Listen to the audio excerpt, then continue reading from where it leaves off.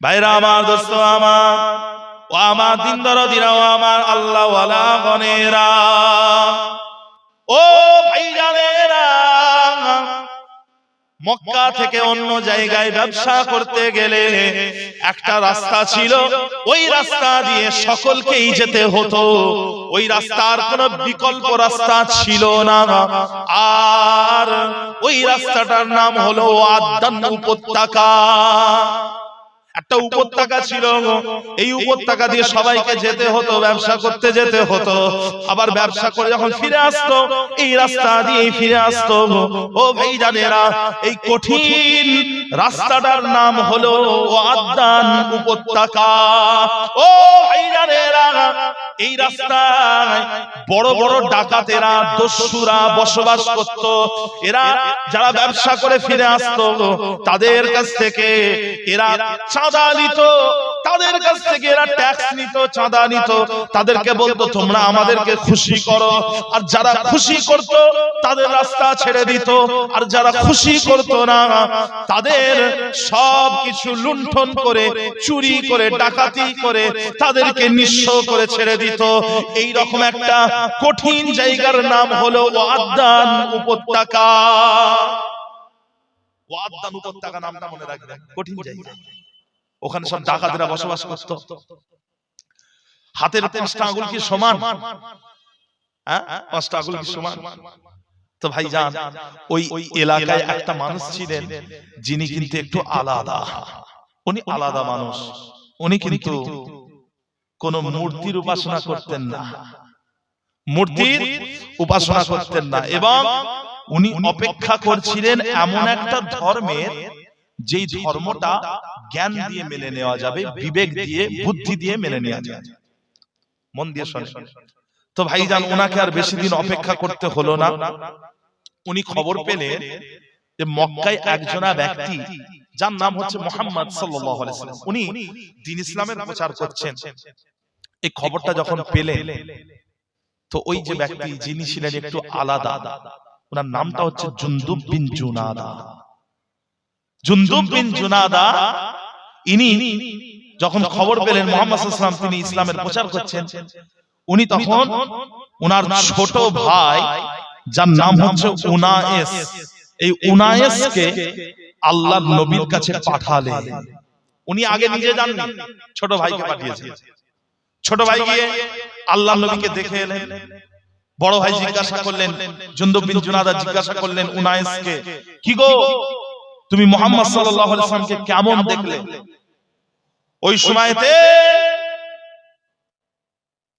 উনার ভাই উনায়েস বললেন, আমি দেখলাম মুহাম্মদ সাল্লাল্লাহু আলাইহি ওয়াসাল্লাম উনি খুব উত্তম চরিত্রের অধিকারী, এবং উনি যা কিছুই বলেন সবকিছুই কবিতার মতো ছন্দ মেলানো, একটার সাথে আরেকটা ছন্দ মেলানো কবিতার মতো।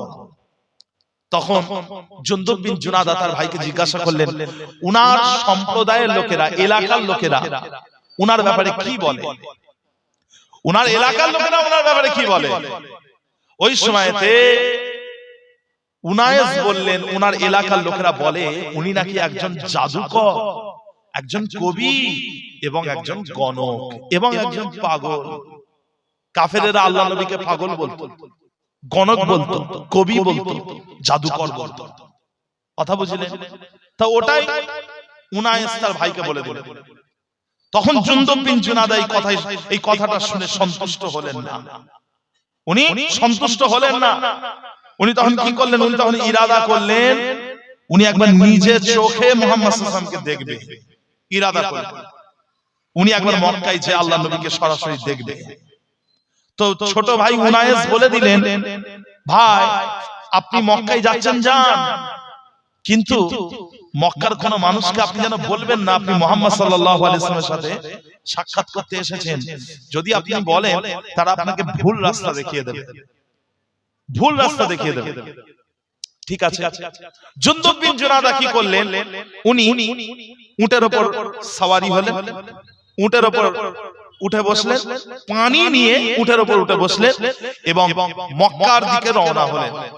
অবশেষে জুনদুব বিন জুনাদা উনি মক্কায় পৌঁছে গেলেন। মক্কায় পৌঁছে গিয়ে কাবা শরীফের আশপাশে উনি ঘোরাঘুরি করছেন, ওখানে বসে আছেন। আল্লাহর নবীকে কখন দেখতে পাবেন সেই অপেক্ষায় উনি বসে আছেন। জুনদুব বিন জুনাদা। দিন গড়িয়ে রাত হয়ে গেল, আল্লাহর নবীর সাথে দেখা হলো না। প্রথম দিন হয়ে গেল, প্রথম দিন মক্কাতেই কেটে গেল, কিন্তু আল্লাহর নবীর সাথে দেখা হলো না।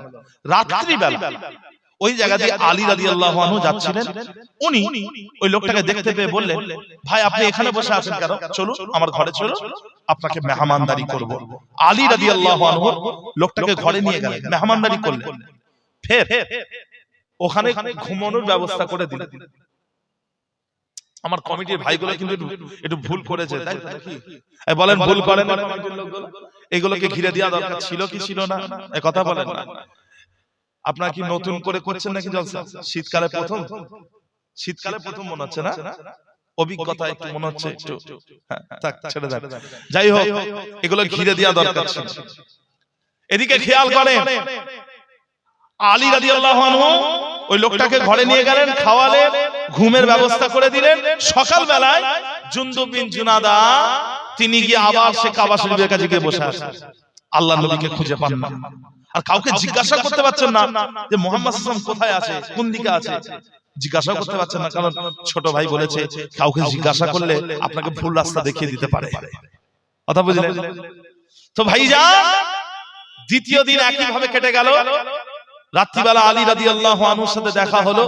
আলী রাদিয়াল্লাহু আনহু ঘরে নিয়ে গেলেন, মেহমানদারি করলেন, ঘুমানোর ব্যবস্থা করে দিলেন। সকাল বেলায় ফের জুনদুব বিন জুনাদা কাবা শরীফের কাছে গিয়ে বসে আছে। তৃতীয় দিন, দিন গড়িয়ে রাত হয়ে গেল, আল্লাহর নবীর সাথে দেখা হলো না। রাত্রিবেলা ফের আলী রাদিয়াল্লাহু আনহুর সাথে দেখা। আলী রাদিয়াল্লাহু আনহু লোকটাকে ফের ঘরে নিয়ে গেলেন, মেহমানদারি করলেন। মেহমানদারি করে আলী রাদিয়াল্লাহু আনহু তৃতীয় দিনে লোকটাকে প্রশ্ন করলেন। কি প্রশ্ন? হযরত আলী রাদিয়াল্লাহু তাআলা আনহু জুনদুব বিন জুনাদাকে জিজ্ঞাসা করলেন, ভাই আপনি কোথা থেকে এসেছেন আর কোথায় যাবেন? ও ভাই জানেরা, আগের দুদিন আলী রাদিয়াল্লাহু আনহু কোনো প্রশ্ন করেননি, শুধু মেহমানদারি করেছেন। আর আজকে প্রশ্ন করলেন, ভাই আপনি কোথা থেকে এসেছেন আর কোথায় যাবেন? ও ভাই জানেরা, ওই সময়তে জুনদুব বিন জুনাদার মনে পড়ে গেল ছোট ভাই ওনাকে নিষেধ করেছিল কাউকে বলবেন না আপনি মুহাম্মদ সাল্লাল্লাহু আলাইহি ওয়াসাল্লামের সাথে সাক্ষাৎ করতে এসেছেন। ও ভাইয়ারেরা, জুনদুব বিন জুনাদা আলী রাদিয়াল্লাহু আনহুকে বললেন, আপনি আমার কাছে ওয়াদা করেন, আমার কাছে ওয়াদা করেন, অঙ্গীকারবদ্ধ হন যে আমি আপনাকে যেটা জিজ্ঞাসা করব আপনি আমাকে ওটাই দেখিয়ে দেবেন, আমাকে কোনো ভুল রাস্তা দেখিয়ে দেবেন না। হযরত আলী রাদিয়াল্লাহু আনহু উনি বললেন, ঠিক আছে, আমি আপনাকে ওয়াদা করেছি আমি আপনাকে কোনো ভুল রাস্তা দেখাবো না, সঠিক রাস্তাটাই আপনাকে দেখাবো। আপনাকে সঠিক রাস্তায় দেখাবো। বলেন কোথা থেকে এসেছেন, কোথায় যাবেন? ওই সময় জুনদুব বিন জুনাদা বলছেন, আমি এসেছি ওয়াদান উপত্যকা থেকে, আমি হলাম গিফার গোত্রের মানুষ, আমার নাম জুনদুব বিন জুনাদা, আমি মুহাম্মদ সাল্লাল্লাহু আলাইহি ওয়াসাল্লামের সাথে সাক্ষাৎ করতে এসেছি। কথা বুঝতে পারছেন? আলী রাদিয়াল্লাহু আনহু এই কথা শুনে খুব খুশি হয়ে গেলেন, কারণ আলী রাদিয়াল্লাহু আনহু তিনি ছিলেন ছোটদের মধ্যে প্রথম ঈমান আনা ব্যক্তি। তিনি ছিলেন ছোটদের মধ্যে প্রথম ঈমান আনা ব্যক্তি হযরত আলী রাদিয়াল্লাহু আনহু। যে এদিকে খেয়াল করেন, মহিলাদের মধ্যে প্রথমে যিনি ঈমান এনেছেন হযরত খাদিজা রাদিয়াল্লাহু আনহা। হযরত খাদিজা সর্বপ্রথমে উনি ঈমান এনেছিলেন। ছোটদের মধ্যে প্রথম ঈমান এনেছেন আলী রাদিয়াল্লাহু আনহু। দাস দাসীদের মধ্যে প্রথম ঈমান এনেছেন হযরত বেলাল রাদিয়াল্লাহু আনহু। আর মুক্ত আজাদকৃত দাস দাসীদের মধ্যে প্রথম ঈমান এনেছিলেন যায়েদ ইবনে হারেসা রাদিয়াল্লাহু আনহু। এবং বন্ধুদের মধ্যে সর্বপ্রথমে ঈমান এনেছিলেন হযরত আবু বকর as-সিদ্দিক রাদিয়াল্লাহু তাআলা আনহু। তো আলী রাদিয়াল্লাহু আনহু তিনি যেহেতু ঈমানদার ছিলেন, আর জুনদুব বিন জুনাদা যখন বললেন আমি মুহাম্মদ সাল্লাল্লাহু আলাইহি ওয়াসাল্লামের সাথে সাক্ষাৎ করতে এসেছি, ওই সময় আলী রাদিয়াল্লাহু আনহু খুব খুশি হয়ে গেলেন এবং বললেন, আগামীকাল সকাল বেলায় আমি আপনাকে মুহাম্মদ সাল্লাল্লাহু আলাইহি ওয়াসাল্লামের সাথে সাক্ষাৎ করিয়ে দেব। কালকে সকালে আপনার সাথে মুহাম্মদ সাল্লাল্লাহু আলাইহি ওয়াসাল্লামের সাথে সাক্ষাৎ করিয়ে দেব। তবে আমি যদি কোনো বিপদ দেখতে পাই, যদি মক্কার কোন নেতা আমাকে দেখে ফেলে, ওই জন্য আমি পেশাব করার অভিনয় করে বসে পড়ব, আর আপনি সাবধান হয়ে যাবেন। ভাইরা আমার, দোস্ত আমার, হযরত আলী রাদিয়াল্লাহু আনহু ওই রাতে ঘুমিয়ে পড়লেন, কিন্তু জুনদুব বিন জুনাদা ঘুমোতে পারলেন না, কারণ আগামীকাল সকালবেলা মুহাম্মদ সাল্লাল্লাহু আলাইহি ওয়াসাল্লামের সাক্ষাৎ হবে, এই আশায় জুনদুব বিন জুনাদা ঘুমোতে পারলেন না। ভাইরা আমার, দোস্ত আমার, ও আমার দিনদার দিনা, আমার আল্লাহ ওয়ালা গনেরা, ও ভাইজানেরা, সকাল হয়ে গেল। হযরতে আলী রাদিয়াল্লাহু আনহু জুনদুব বিন জুনাদাকে নিয়ে আল্লাহ নবীর দরবারে উপস্থিত হয়ে গেলেন। আমার আপনার নবী পাক লুকিয়ে লুকিয়ে তখন ইসলামের প্রচার করছিলেন। ও ভাইজানেরা, নবুয়তের দায়িত্ব পাওয়ার পর থেকে 40 বছরের পর থেকে আল্লাহর নবী প্রথম 3 বছর গোপনে গোপনে ইসলাম প্রচার করেছিলেন। আমার আপনার নবী পাক মক্কার একজনের বাড়ি, যার নাম হলো আরকাম বিন আবিল আরকাম, এই আরকাম বিন আবিল আরকামের বাড়িতে আমার আপনার নবী পাক গোপনে গোপনে গোপনে গোপনে ইসলামের দাওয়াত দিতেন। ও ভাইরা, যখন জুনদুব বিন জুনাদা সকাল হয়ে গেল, আলী রাদিয়াল্লাহু আনহু হযরত জুনদুব বিন জুনাদাকে নিয়ে আল্লাহ নবীর দরবারে উপস্থিত হলেন। আমার আপনার নবী পাককে দেখে এই জুনদুব বিন জুনাদা আল্লাহর নবীকে সালাম দিয়েছিলেন। আল্লাহর নবী সালামের জবাবখানা দিয়ে দিলেন।